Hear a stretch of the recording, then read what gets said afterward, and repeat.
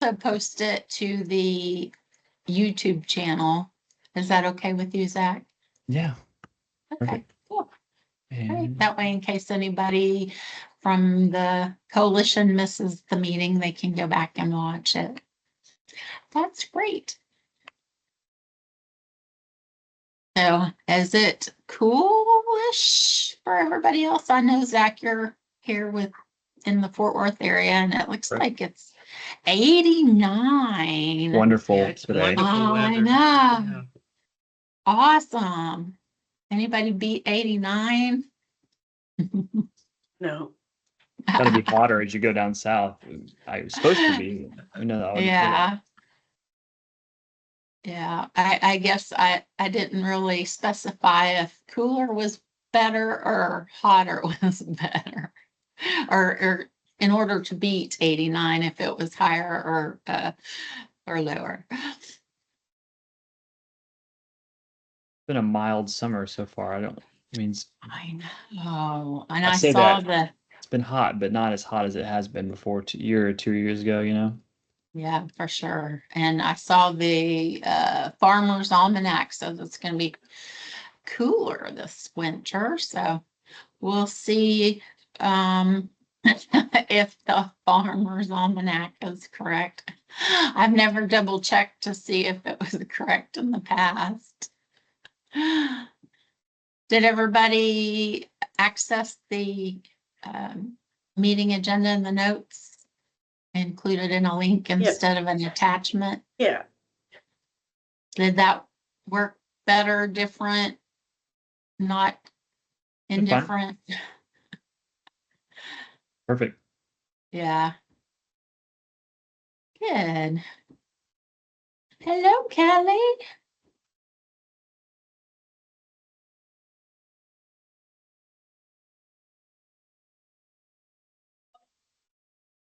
I don't know if you're saying anything because you're muted. But it's almost 2. We'll give it a couple of minutes. Hey, Dana.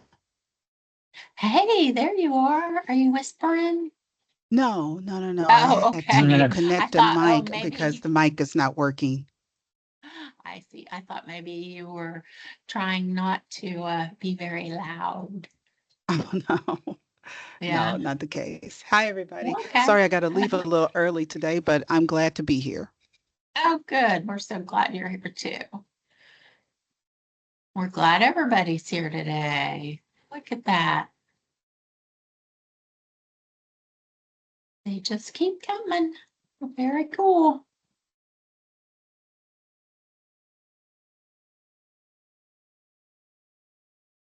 Welcome, welcome. And hello, hello. Hello. Good afternoon. Right at 2 o'clock. Everybody gets gold stars. Way to go. All right. Still 2 o'clock. Everybody gets gold. Look at that. Lots of gold stars. The gold stars.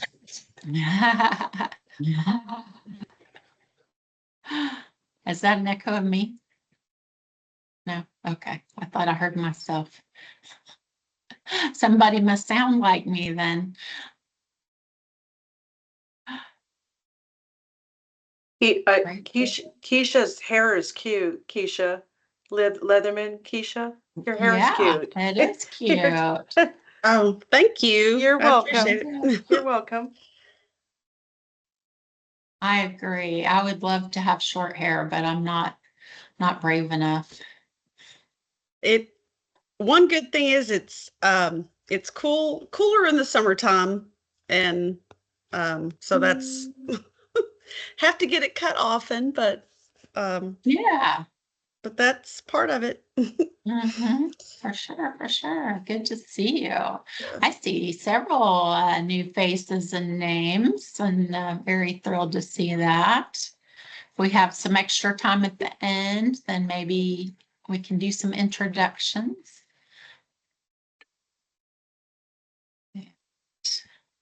There we go. It's 2:02. I'm going to kick this off and get us started. Welcome, welcome. This meeting is being recorded, and we have Zack Wheeler.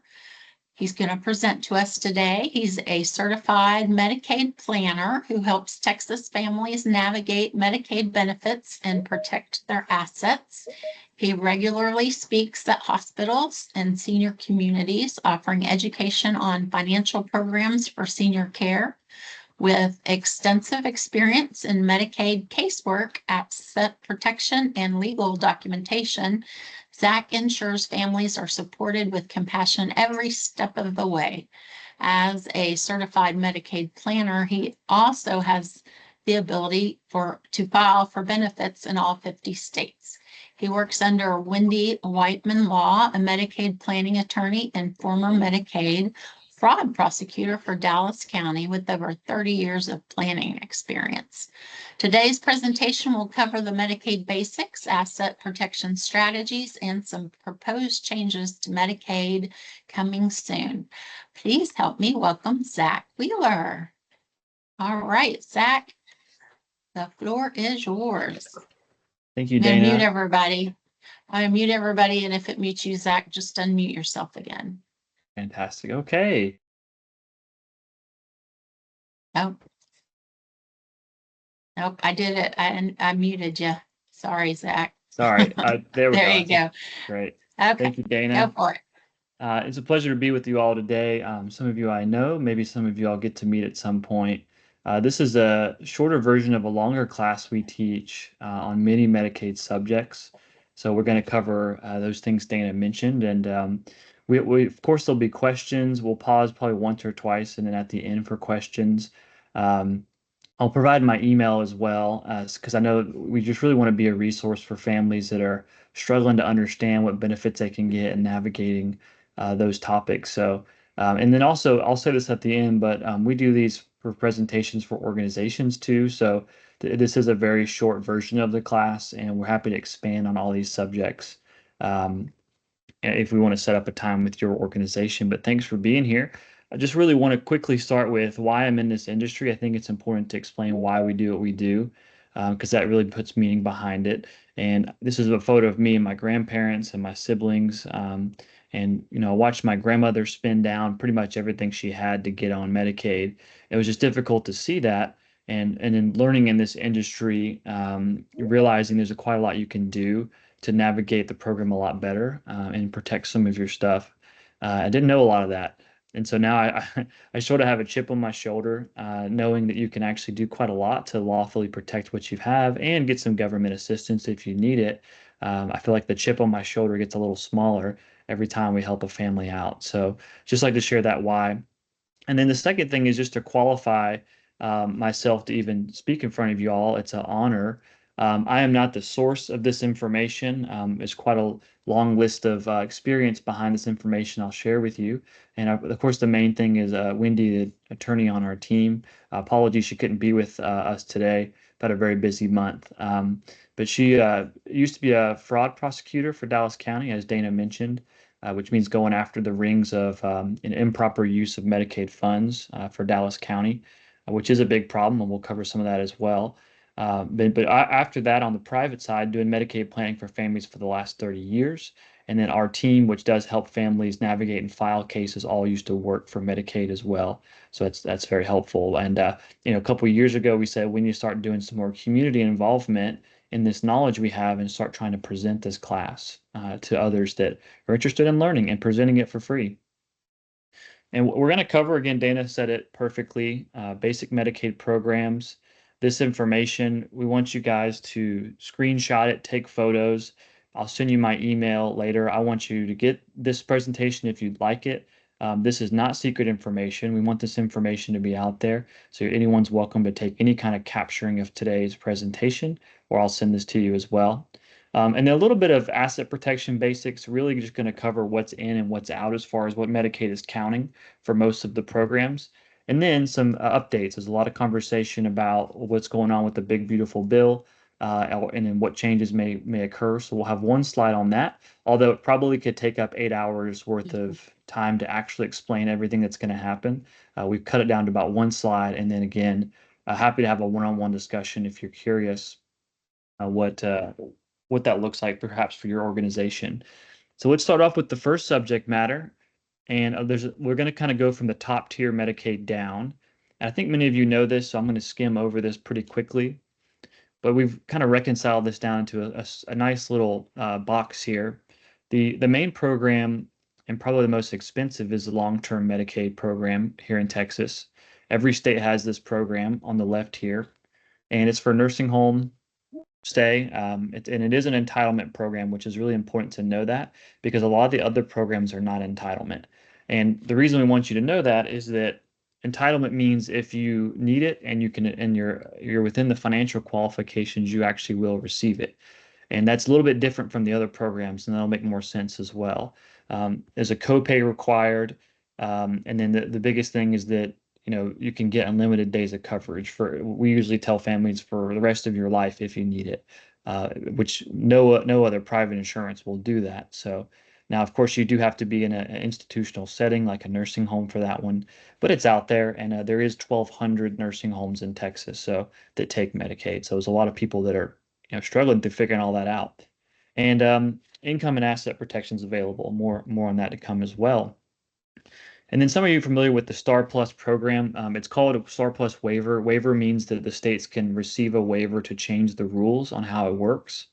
And the Star Plus waiver is basically a program that's supposed to delay institutional care, like nursing care. And here's that entitlement word again. This is a little different because just because you need it and just because you financially need it and you physically need it doesn't mean the state has to award it to you. So it is not an entitlement program. Therefore, a lot of the problems arise. Many of the problems you guys know about is the wait list they have for it. So it's a great program. You can get on it, but the problem right now is it says about 12 to 18 months. The shortest I've ever heard of is just a couple months, like 6 months. But what essentially is happening is only a certain amount of Texas residents are allowed to be in Star Plus. So it's like one in, one out. And that's why there's a wait list. There's just not enough funds there probably is enough funds, but there's not enough legislation passed to expand the funds even further. So it can be a little tricky when families are trying to get on the Star Plus waiver. I'm going to do one more slide, and I want to see if we have questions about this. And again, I can answer any questions some of you may have on those two programs as well. And we're just kind of skimming off the top. Here's two other real popular programs for Medicaid. Community attendant services. So this is just caregiving, but not full-blown Medicaid, if you will, also known as the CAS program. And you can see here, they can award essentially weekly hours to someone that qualifies financially and actually needs enough help with the activities of daily living. And it's a lot quicker than Star Plus. And again, the only difference is it's some caregiving without without the wait list, which is nice. It's supposed to take up to 45 days to establish that. And they are going to be looking at your income and assets. There's qualifications there. We'll go over the qualifications here shortly. But it is a nice alternative if you have someone that doesn't need initially Medicaid nursing care or also can't wait on the Star Plus. That's something we can look at as well, the Community Attendant Services Program. And then lastly, the Medicaid QMB program is essentially just the medical coverage of Medicaid. So it pays for Part A, B, premiums, deductibles, coinsurance, and co-payments. Now, the only difference between it only being medical bill only coverage and Medicare coverage only, the other big difference is it has a lot lower income limit than the other ones as well. And unlike the other programs, the qualified Medicare beneficiary, there's nothing you can do. If you're over the income limit, you're over. There is something called deeming you can do if you have a spouse to allocate income over, but it's pretty hard on that limit there. So now, Dana, do you recommend I do questions now, or should we go through the whole presentation? What do you think? Whatever you're most comfortable with. Cool. Well, I know that was a really quick overview of a lot of information. Any questions anyone has on those 4 programs before we keep moving? Keep it rolling. Might be a question. Might be a question at the end, so we'll just keep it rolling here. Okay, this is my favorite slide. This information really trips people up, and understandably so. If any of you wanted to read the whole Medicaid handbook, it's almost 800 pages long. And so all this information is in there, but we've just consolidated down to one slide today. So these numbers look really, really low, but let me explain what these mean.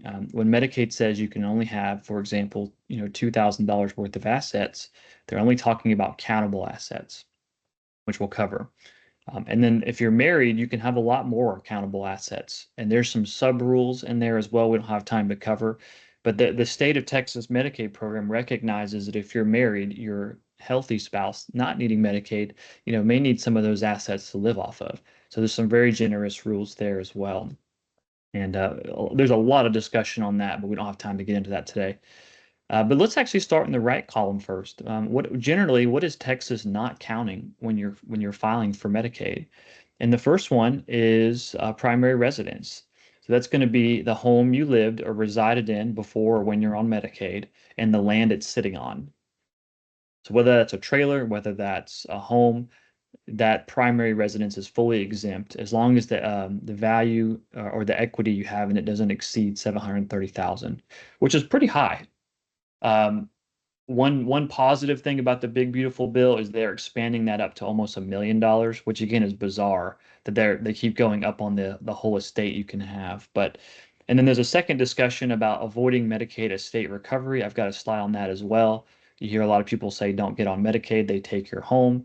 That can be avoidable as well, but we just want to explain that the primary residence up to $730,000 is exempt in this state. So that's good news. I'm watching my time here on my clock. Okay, one vehicle, regardless of value, is non-countable for those programs, which is great. And this is a state-specific asset that's exempt. This is where the states can change the rules. Texas virtually has an exemption pathway for any kind of qualified retirement account. So if you have someone with an IRA, 401k, there was at the 403b, and some of those retirement accounts, again, we don't have enough time to get into discussion here, but there's a couple columns they fall into, and if they're in a certain column, they're automatically exempt regardless of value. And if they're out of that column, there's ways to exclude it. You can roll them into many different things that are excluded. But this is really interesting, right? Because not a lot of people are talking about this. What are Americans' largest assets usually? Well, it's their home and usually their retirement account. And I think it's great that Texas in 2015 is when a lot of the retirement related rules changed. I think it's interesting that Texas, pretty much for the most part, with some exceptions, exempts those two assets when you're filing for benefits. So that's a very good thing. And I find a lot of people are not talking about this. And unfortunately, too, when you Google this information, a lot of this doesn't pop up either. So, Googling stuff is pretty much the extent of what people have time to do these days before they file for a program. So just want to mention that. Medicaid annuities are exempt. We're not really going to get into that, but it's essentially you can roll an asset that is over the limit into an income stream, and they'll essentially not count that anymore. Prepaid funeral arrangements, certain trusts are exempt, special needs trust, supplemental need trust, pooled trust. We're not getting into those, but there are trusts that are exempt as well. And then if you own additional property, there's strategies to protect that as well. So feel free to snap a photo of that, keep it, whatever you'd like to do. Anything in the left column is countable, which can be tricky. Essentially any liquid type resources, bank accounts, CDs, stocks, investment accounts, cash of whole life policy, or secondary property initially. But again, there's ways to protect secondary property as well with the right strategy. But if you just file with a plot of land in your name and don't look at advanced protection strategies, that will initially be countable. So what we're doing in the Medicaid planning world is essentially anything in the left column, we're working on putting it to the right column. So an example would be if we need to file for benefits and we have too much in our bank account, can we make updates to our house? Can we pay down our mortgage? Do we need to update our vehicle? Would we want to look at a wheelchair accessible van? And again, this is totally fine. You're able to move things from the left column to the right column and then qualify for benefits. And that's part of how we're able to help families navigate and protect assets. So again, this is probably the most important slide, so I'm spending so much time on it. Any questions about this slide at all? We move on? It looks like Mignon has a question.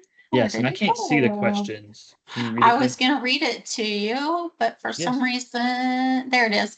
One person needing long-term Medicaid, but the spouse works, makes under 50K. Do they use the working spouse's income? No. No assets It- other than house, land, houses on, and one car. Would they be eligible for long-term Medicaid? Yes. So that's a big misconception. This is a federal rule. The states can not disqualify an applicant because of their spouse's income. That's a big misconception. And there's no limit on that. I mean, I don't know why someone would be contacting us making six figures, the healthy spouse, but we're dealing with a client right now. He makes about 70,000 and he needs that for his wife and his, and himself. His wife is retired making about $700 a month. His wife is fully qualified. There's nothing about he's still working, so there's nothing about his income that disqualifies the healthy spouse. But unfortunately, Medicaid doesn't even know that sometimes, so they'll try to deny people for their spouse's income, and they cannot do that. So, good question. All right. Anyone else? Robert Collins says this is effective now. Oh, Dana, sorry, I couldn't hear you. Is it effective now? What Is you're what? sharing? Yeah, it's been effective for decades. Yeah. Okay. Yep. Did you get that, Robert? I hear some Spanish. I do too. Robert, are you, you're unmuted. Did you want to say There something? we go. Yeah, I think that was Robert. Hold on. Yes, I mean, how long has that been effective? You said. I don't know, very long time, at least till 2005. 2005 was the last big Medicaid change, the Deficit Reduction Act. That's been around for forever, as far as I know. Maybe it was changed in 2005, not sure. Now, I want to clarify, this is only when one spouse needs Medicaid. If they both need Medicaid, then yes, we have to look at both of their incomes. Right. I understand that. I mean, but I've run into situations that would have easily qualified based on what I've just heard from you. Yeah, do you want to send me an email, Robert? We could talk about the case you're talking about, or if you see that come up, All right. we can walk through that. I know it comes up. Unfortunately, y'all, there's a lot of bad information about there. And the rule book's 800 pages, so who has time to look through all that and learn any of that, right? It's absurd. They really need to simplify that. Good I agree. Yeah. Other states are longer. Mississippi's over 1,000. If you've looked at that, it's very complicated. Okay, I need to look at our time here. So I'm going to skip to kind of the last two slides here. Last three slides, I should say. Not going to spend a lot of time on this, but we have a lot of families that say, I don't want to get on Medicaid. I hear they take your home. I want to be clear, they can't take your home. The only government agency I know that can take stuff from you is the IRS. And the Medicaid is not under the IRS department. They're under the, well, in Texas, it's HHSC. But I think it's I don't remember the name of the federal government organization, but there is it's called Medicaid estate recovery, and the rule says once a Medicaid applicant is on Medicaid, anything left to their estate can be recovered against, which means whatever's the value of their estate, Medicaid can show up and ask for some money back, which could be a problem. But the way to avoid that is just to make sure nothing goes to the patient's estate or the applicant's estate. And in this state, Texas is very generous. The biggest concern usually is the value of the home can be recovered against. There's a great little tool you can file called a ladybird deed. Our firm does these, and it essentially allows for a beneficiary to inherit your home and never goes to probate, never goes to the estate, which means it never can be recovered against. So highlighted here, anyone currently on or pursuing Medicaid that owns a home needs to file this protective deed, also known as a ladybird deed, so that their home never gets recovered against.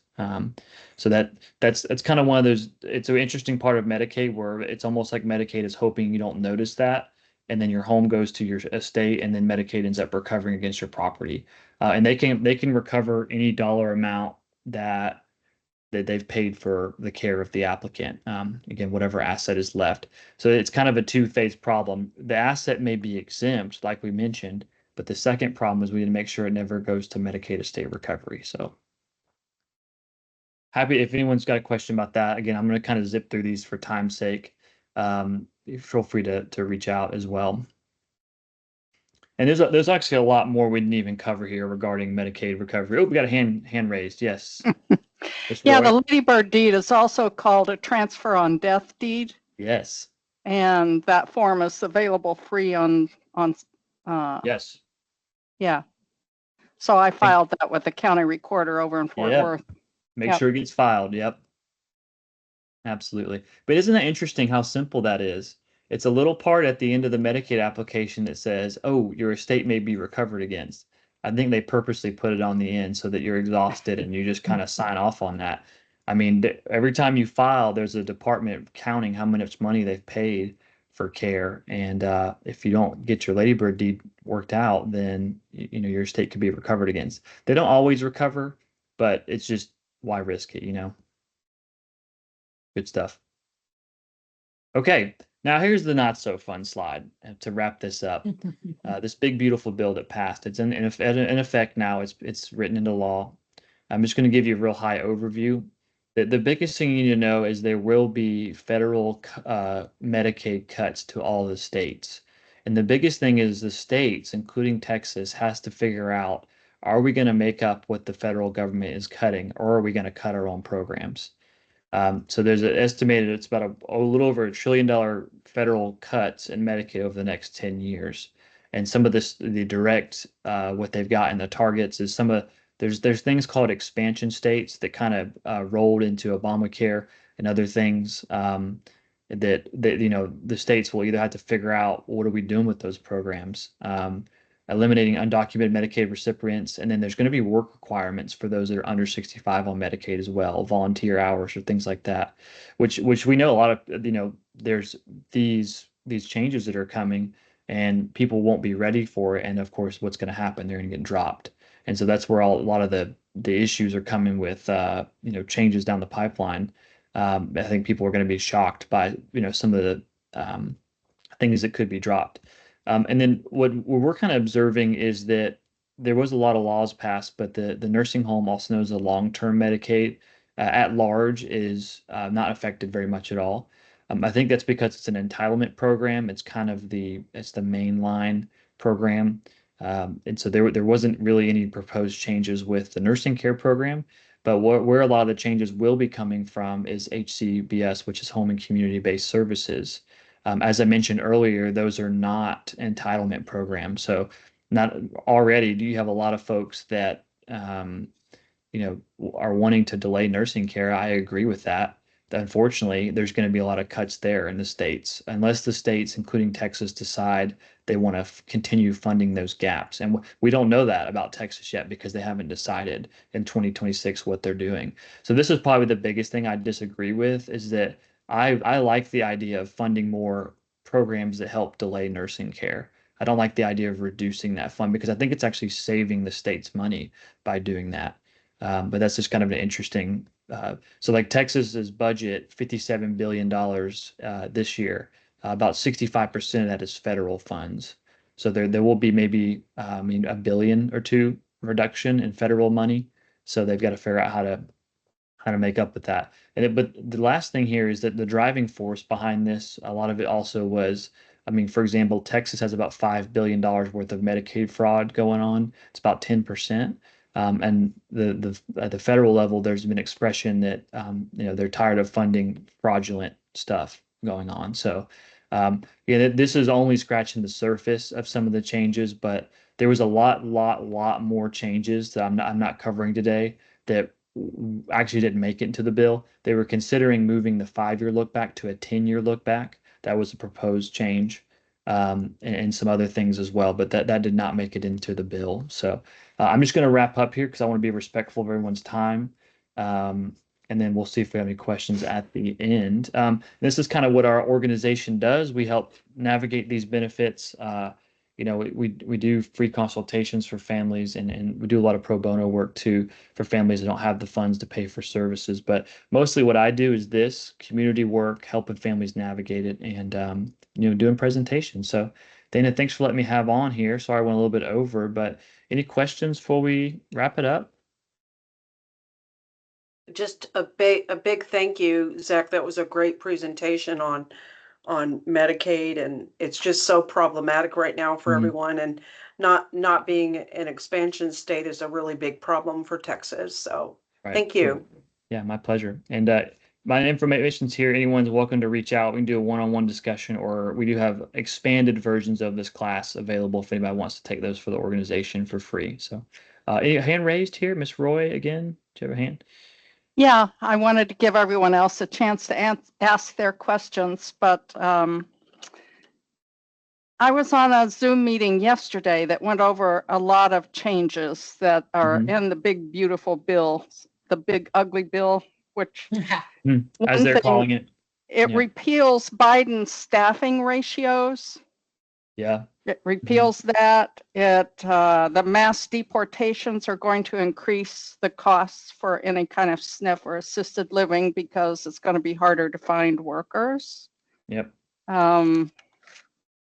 It repeals the ownership transparency that was regulated before.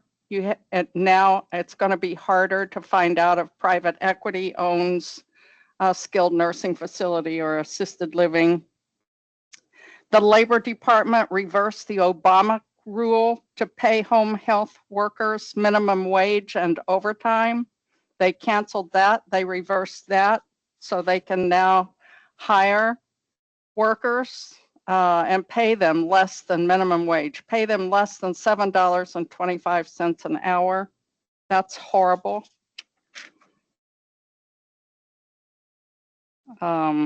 They changed it. Oh, sorry. Go ahead. No, Sorry. go ahead. They changed it so that the max retroactive from an application is not 3 months, but now 2 months. So it went from 3 months of retroactive to only 2 months are allowed now through most programs. Not a huge change, but a change.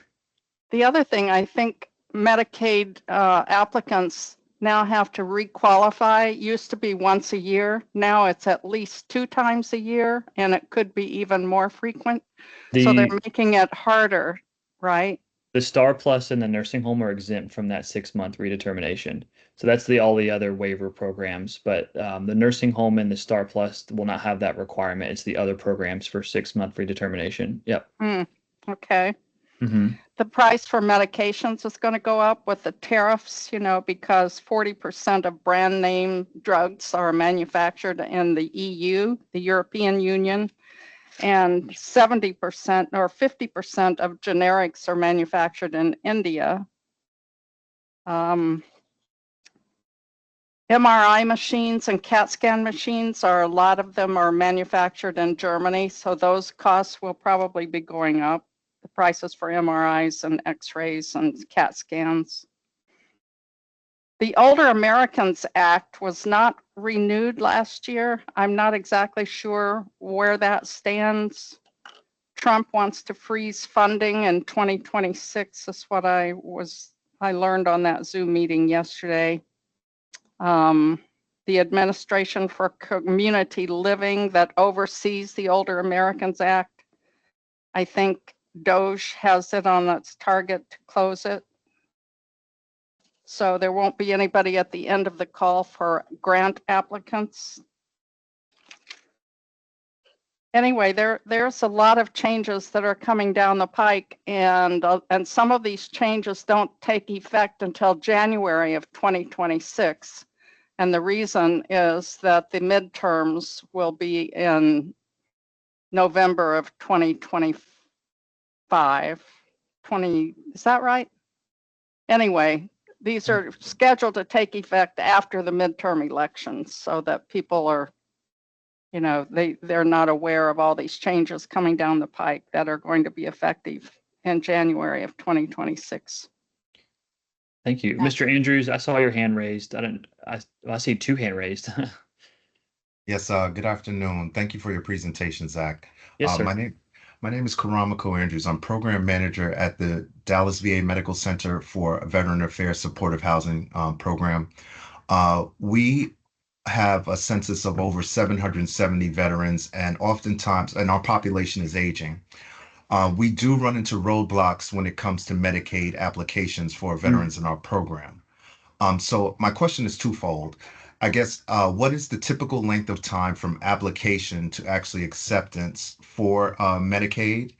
And additionally, are you able to help navigate if we are experiencing roadblocks with veterans in our program achieving Medicaid?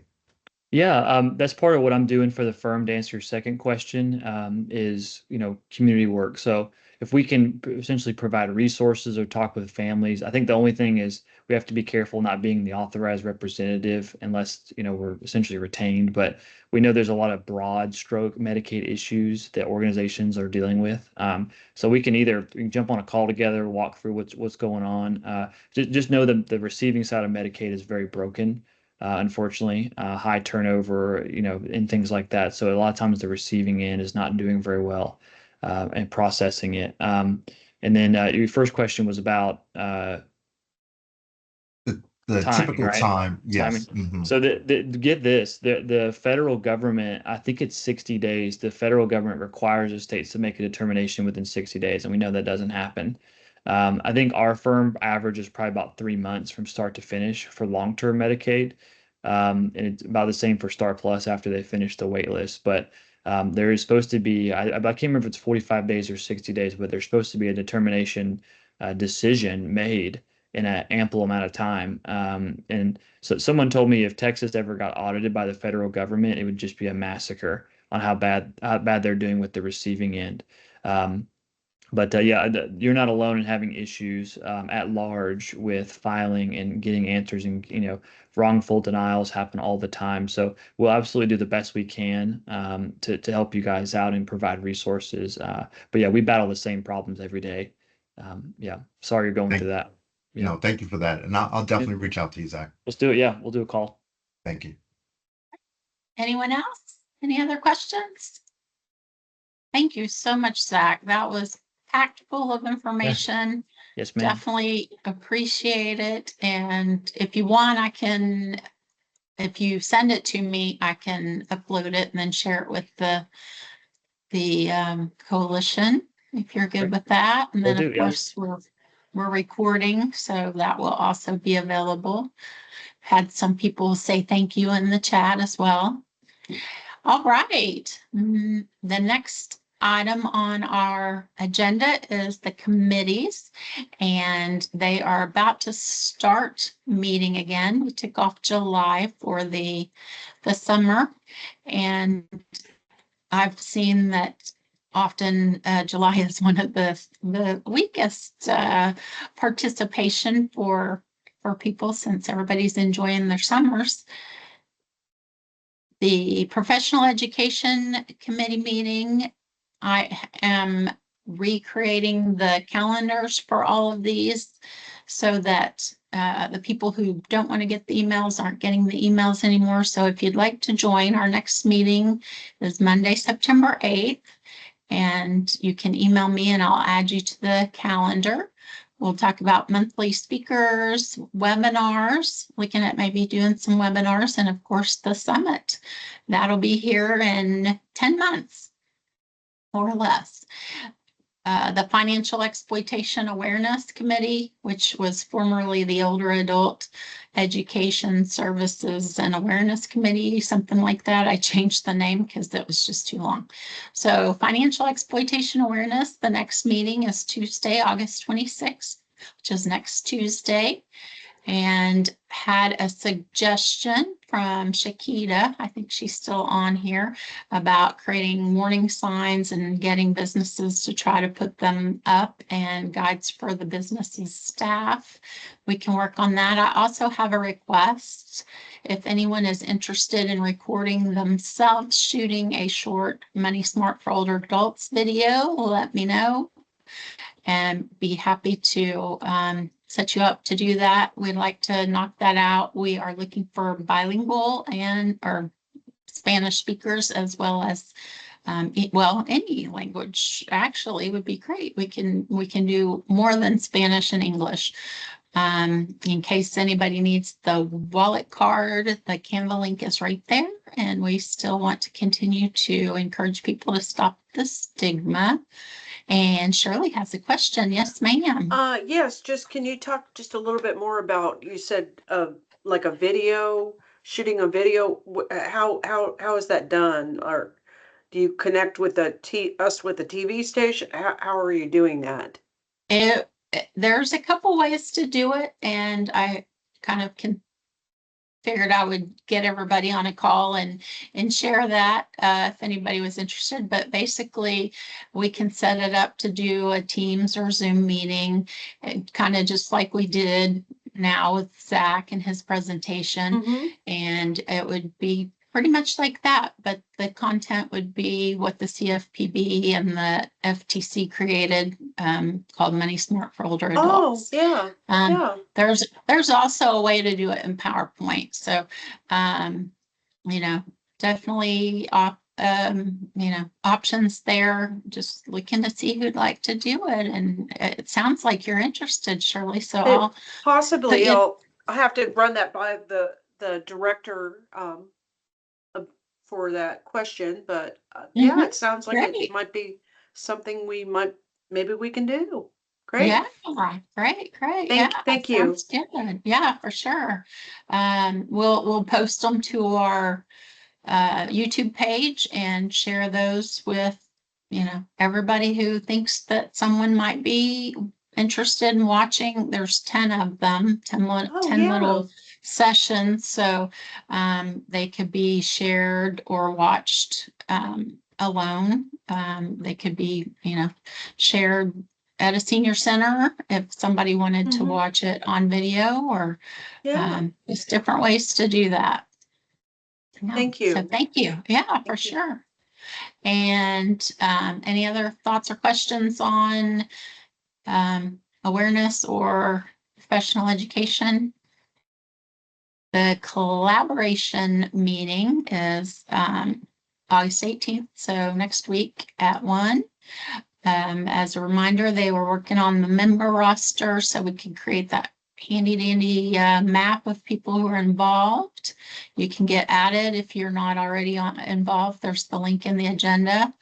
There's the flyer link if you'd like to share the coalition and what we're doing. You can download that and send it to people, or if you can just send me some names and email, and I'm happy to reach out. I have a monthly introduction on the 4th Tuesday, and just do the general overview orientation on Texas Elder Justice Coalition, where we've been and what we plan.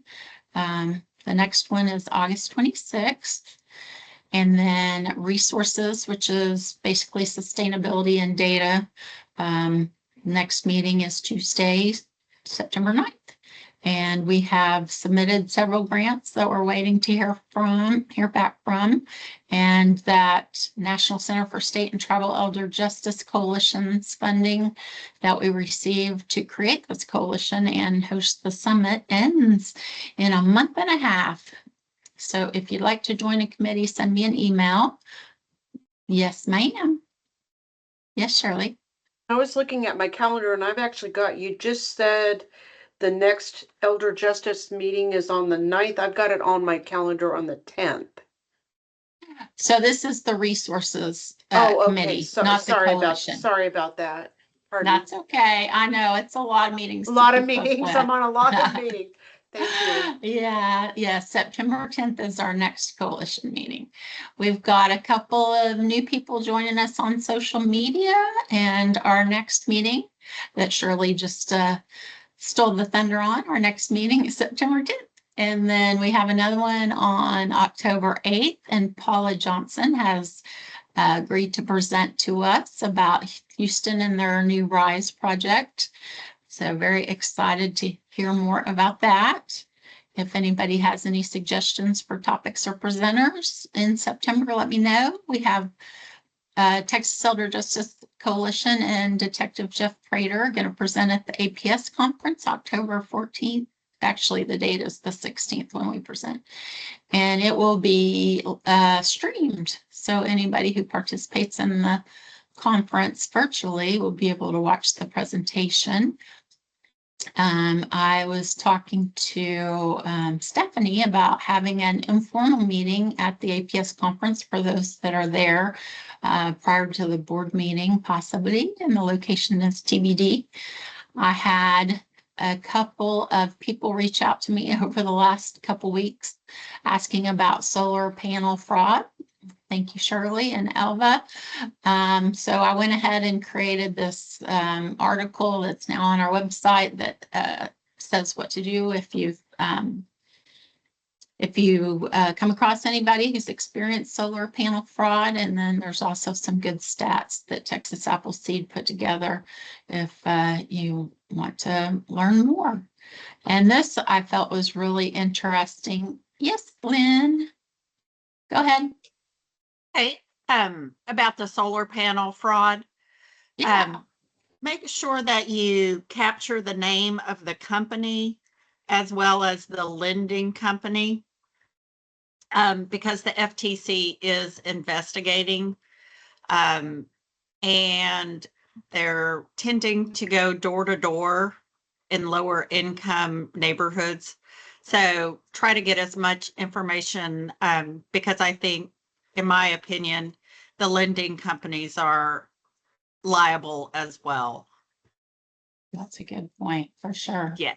So Yeah, Lynn, my 90-year-old male, that's a member of my group, that he had already bought solar panels from this company a few years ago and was happy with them, but then they came back around and said, you need solar panels on the front of your house. And he said, no, I don't want to bother with that. I'm fine with what I've got. And they said, no, you really need these, and it's free. It won't cost you a dime, because it's going to be a great way to get referrals for me. It'll be on the front of your house and people can see it, and it's a way to promote my business, and you won't have to pay anything.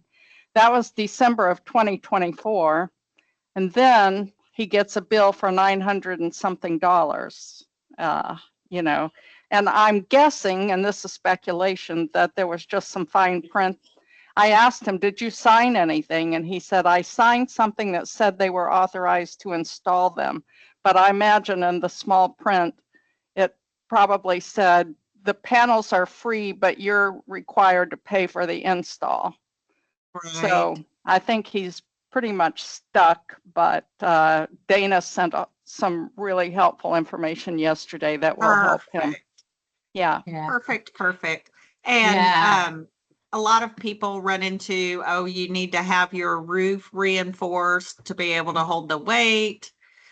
You need a new air conditioner. You need a new fuse box. So they go through a lot of things to charge people. And then they put a lien on the house. And so they'll take your house in the end. That's what I told Charles yesterday. I said, at our age, we're not really worried about credit report, a bad credit, whatever. Right. They may turn over to collections or whatever. But I said, but it's possible they could put a lien on your house, since this is kind of construction type thing. Exactly. So, I'm sorry that happened, Elva. I know. Mhm. Right. Yeah, all the reporting information that Elva just mentioned is on that link on the website. Robert, what do you have as a question? I run into that problem at least 3 times a week. And the same tactics that you all described are being used. I mean, once they've got all your data, it's very easy to fill out new paperwork and go out and ask for a loan in under your name. And even if you sign a paper, I don't want this, you're really signing, agreeing to it, this sort of thing.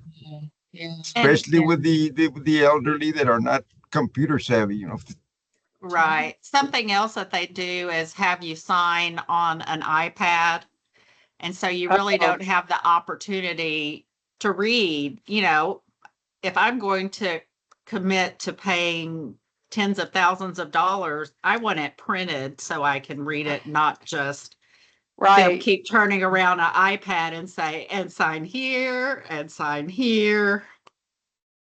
So I know that there are a lot of people who would like to make that change as well, that we can't allow people to enter in contracts just on an iPad. So it's a challenge. Right. Any other thoughts or questions? Okay. Oh, Stephanie, yes, ma'am. Oh, and Shirley. Hi. Stephanie first, then Shirley. Okay. Hi, Dana. Hi, everybody. Hey. I had a question in regards to, I know you were mentioning all the various meetings. What was the meeting pertaining to data that you were Oh, referring it's to? called sustainability. That's the sustainability one. Okay. And the next meeting is, let me scooch back. It's on the agenda, but it's September 9th at 9 at 9. Okay, perfect. All right. Thank you. You're welcome. All right. And then Shirley, did you raise your hand? Yes, and now I'm trying to, I was just wondering if anyone's ever brought up the topic of they're not assisted living, but senior living communities, if people have had concerns about older adults going to, like, say they're trying to downsize and move into like a senior community, not assisted living, just someone that's independent still, that just wants to live in a like a 55 plus or 60 plus type of apartment. If there's kind of been not necessarily scams per se, but kind of if anyone's run into barriers, people are getting nickeled and dimed for everything if they're trying to move into that. And it seems like some of these companies, might meet with someone, but they're not giving, they're going over what the rent may be and so forth, but they're not getting into the nitty gritty, like, well, you're just going to pay this for rent, and now we're going to nickel and dime you on community, amenities and concierge trash pickup and kind of BS stuff.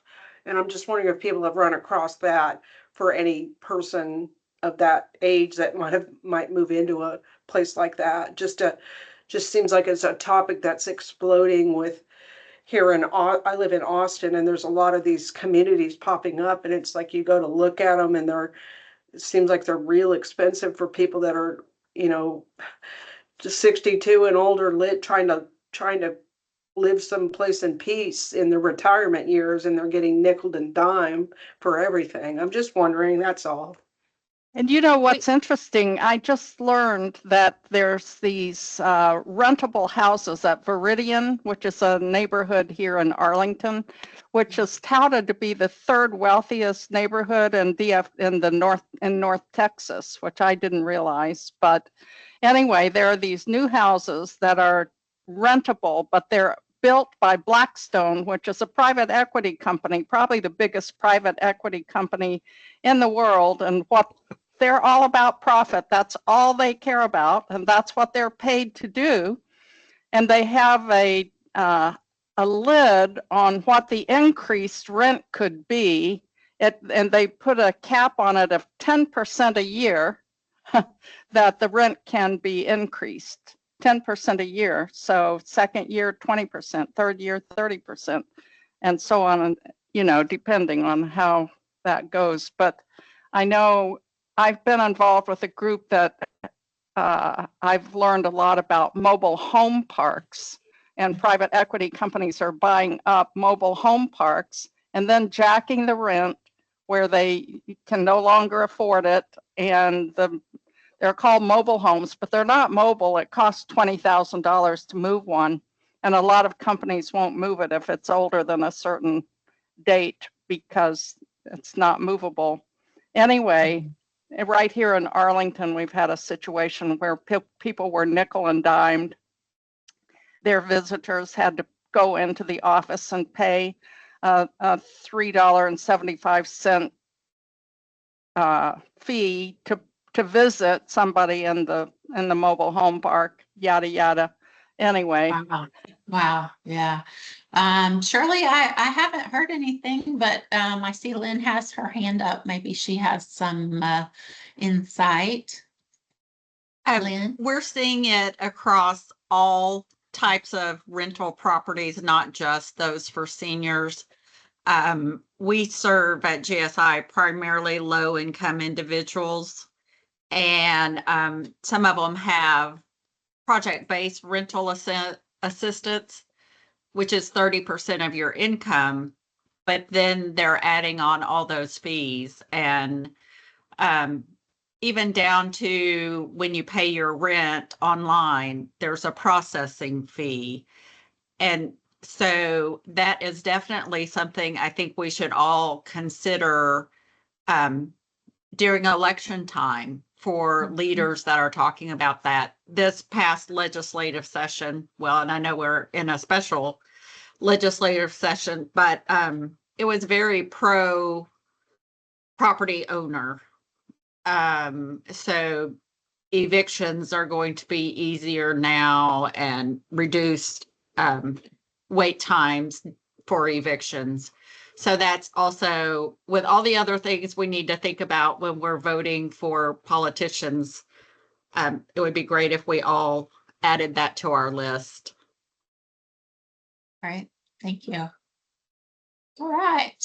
Well, we have just a few minutes left. I learned about an Iowa Attorney General case where they investigated cryptocurrency, and I wanted to share with everyone this information. Basically, they found that 98 to 94% of the transactions, I know you can't really see that. I don't know why I pulled this up because you can't see it very well, but basically that 94 in one case and 98% of the money that Iowans reported sending through Bitcoin Depot were scams.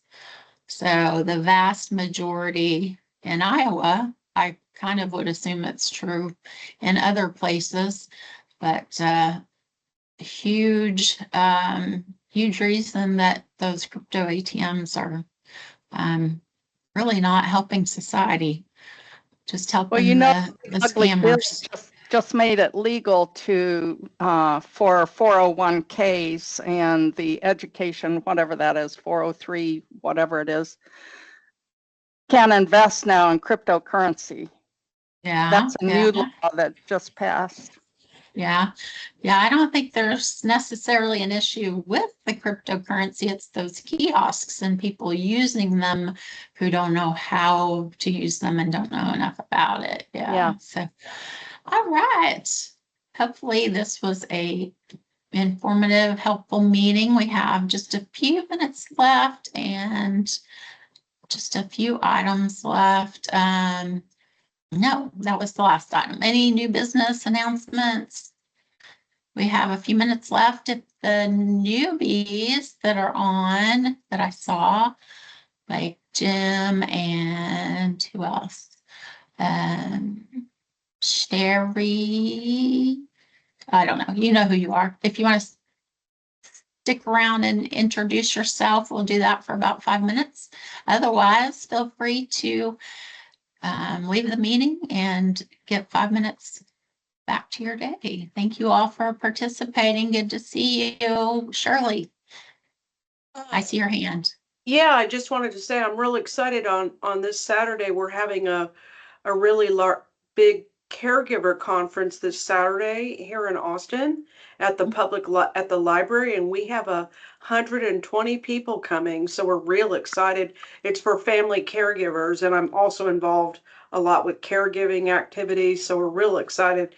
It's the 25th year of this caregiver event for the entire state. It's the longest running one in Texas, so it's our 25th anniversary of this event. It's called Striking a Balance.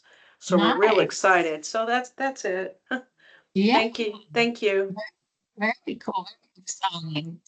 Anybody else want to say, introduce themselves, say hello? I could do like thank you. I could do like Zack did and say Mr. Andrews. So I don't have Karamiko. Yeah. Thank you for the invitation. You already did kind of introduce yourself earlier. I just realized, but yes. You want to say anything else? No, just thank you for the invitation. I really enjoyed the content. Awesome. Okay. Is it Sherry? Is that Sheree. correct? Sheree. Yes, ma'am. You're new this month too, right? Yes, Welcome. I'm from the Senior Medicare Patrol in Houston. Gotcha. Yeah. So glad that you are here. Thanks for joining us. Thank Did you you have for having anything me. to add to Zach's presentation about Medicaid? Anything related to fraud? No, it was a good presentation. I liked it very much. Oh, great, great. Getting ready Thank for you. open enrollment. Yeah, well, thanks for being here. And I see Jim, Judge Teal. Would you like to say Hello, my hi? name's Jim. Can you hear me? Yes, yes, we can. All right, I'm driving, so y'all bear Oh, with me. okay. Oh, I, no problem. my name is Jim, County Judge of McMullen County, Texas, a small rural county south of San Antonio and north of Corpus Christi. And the meeting, although I was late, was very informative. I appreciate it. Wonderful. Well, we are so thrilled that you have jumped in and decided that you want to help the cause, be an advocate. Anyone else new? I don't see any names that are new to me, but all right. Thank you all. See you next month. Thank Take you. care. Bye.